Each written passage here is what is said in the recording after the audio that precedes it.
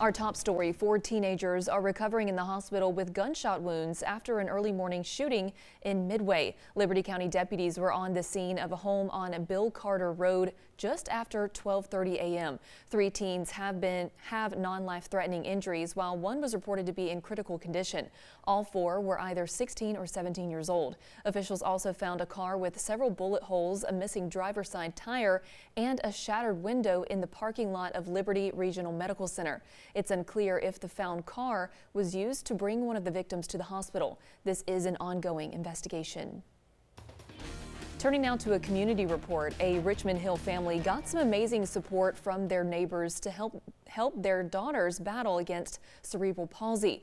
Today at the Historical Society and Museum, the community held Jasmine's Jamboree to support Jasmine Allen. The 3-year-old was approved for a stem cell therapy trial, which could help improve her movement and social skills. However, there's a $15,000 fee before the treatment could begin. The event featured bounce houses, a bake sale, raffles, food trucks, and face paint. Jasmine's parents say she's come a long way, but this procedure can fully improve her quality of life. We were told she wasn't going to be able to walk or talk or any of those things. So she's come a long way, and we keep trying everything that we possibly can. I think now that we've seen what our community can do, that if there's anybody else that needs help, we can definitely help facilitate them holding another event, because this was surprising for us to put out to the world and then have everybody respond. The family still needs a little help to reach their goal. If you wish to donate, you can find a link to Jasmine's GoFundMe on our website. That's WSAV.com. Well, she stepped away from the business world to be Governor Henry McMaster's lieutenant governor. Now, 8 years later, Pamela Yvette believes it's time to take her career to the governor's mansion. Yvette says she is the candidate that best understands the workings of state government. She is a conservative who says she wants to continue following the pro-business tactics of President Trump and replicating the success Governor McMaster has had for more than 2 terms. And we worked hand in glove with the General Assembly to get things done. I know if you turn on the TV, that looks like something that just never happens in government. But we did that here, right? We didn't always agree on everything. Nobody always agrees on everything. But at least we tried to align our major priorities so that at the end of a session, we could look the people of South Carolina in the eye and say, look at what we've done for you.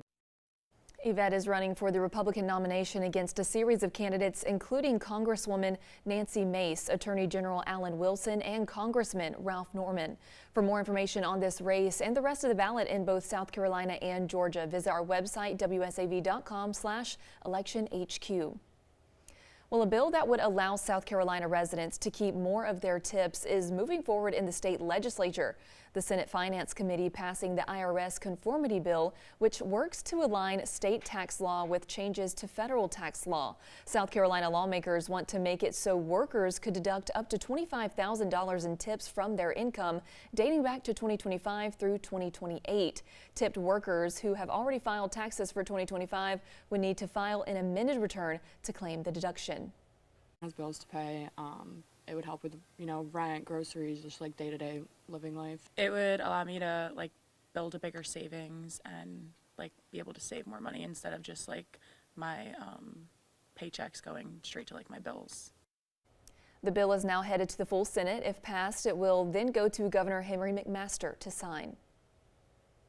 And now to the conflict in the Middle East. Tensions continue to rise as President Trump threatens to target Iranian power plants if the Strait of Hormuz remains closed. News Nation's Joe Khalil has the latest.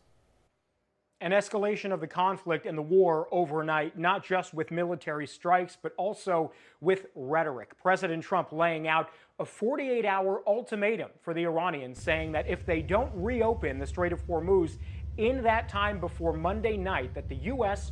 would strike power plants all throughout Iran. That prompted a quick response from the Iranian military, saying if the U.S. moves forward with that threat, then both American and Israeli energy targets, water desalination plants, and IT targets are subject for attacks there. Meantime, Prime Minister Netanyahu also making the case that this war shouldn't end soon, but rather should be continued and further strikes should be happening. What more proof do you need that this regime that threatens the entire world has to be stopped?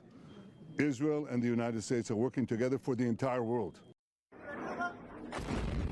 Netanyahu speaking from the site of the first mass casualty event inside of Israel. 2 southern Israeli towns hit with 2 missiles from Iran that broke Israel's air defense Iron Dome system. More than 180 people reported injured there.